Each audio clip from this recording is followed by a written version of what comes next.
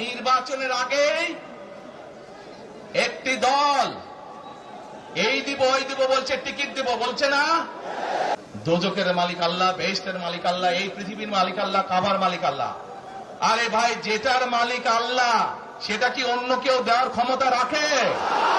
রাখে না। তাহলে কি দাঁড়ালো? নির্বাচনের আগেই একটি দল এই দিব ওই দিব বলছে, টিকিট দিব বলছে না। যেটার মালিক মানুষ না, সেইটার কথা যদি সে বলে, এক শিরকি করা হচ্ছে, হচ্ছে না? যার মালিক আল্লাহ, যার অধিকার শুধু আল্লাহর একমাত্র, সবকিছুর অধিকারের উপরে আল্লাহর অধিকার।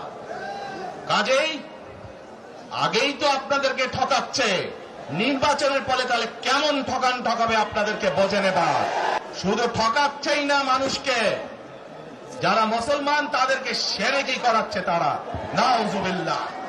আমরা ধানের শীষে ভোট দিলে আমরা জান্নাত পাবো, এটা আমরা বলতে পারি। আদর্শবান দল ধানের শীষের দল। রোজা, নামাজ, হজ, যাকাত কিচ্ছু লাগবে না, ধানের শীষে ভোট দিলে ব্যস্ত যেতে পারবেন।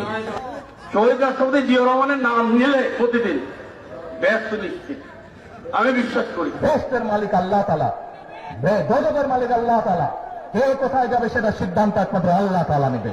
তাহলে যারা গিয়ে বলে যে তাদেরকে ভোট দিলে বেহেশতে যাবে, এটা কি হতে পারে? মুনাফিকি না, এটা রীতিমতন শিরকি।